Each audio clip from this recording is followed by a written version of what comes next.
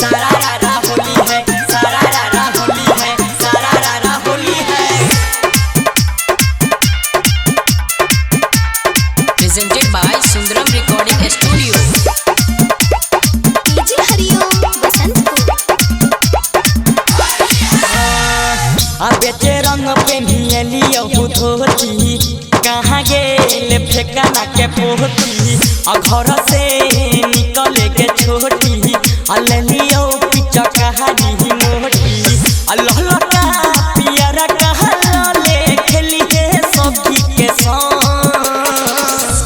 लोले लोले ललका लोले, लोले लोले पियर को लोले, आगे लोले न गे, लोले गे रोहंग, लोले गे रोहंग,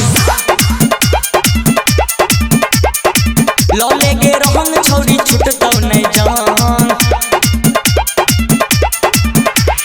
ये छोरे ललका रंग के ना देखी।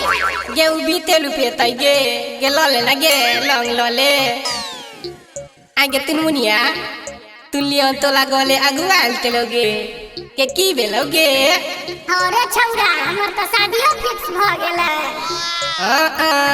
त्या तलते अलियाल बुदाइते हां रे हरियाल ने रहबे त की रे।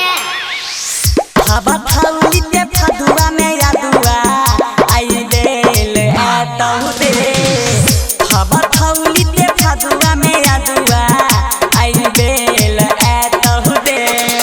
हाहा नाले लन भताला तोहल तोली में लगे तो दे, आहा माले लंग भताला तोहल। हो भैया हो देखा दई छरा से वाटर पटर बोले हटा। दे थोली गे तू बाइक किया बुलावे ती गे भाग साथ रंग बेचे ले हम की मार खियावे रे, देखिए अब हम केना बेचे छियो।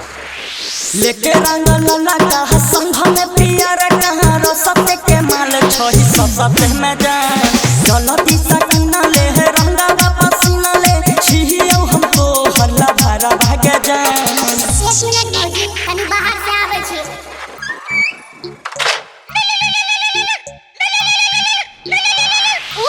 होली में ही रंग बेचे रे कौवा के लोग सब देखे रे।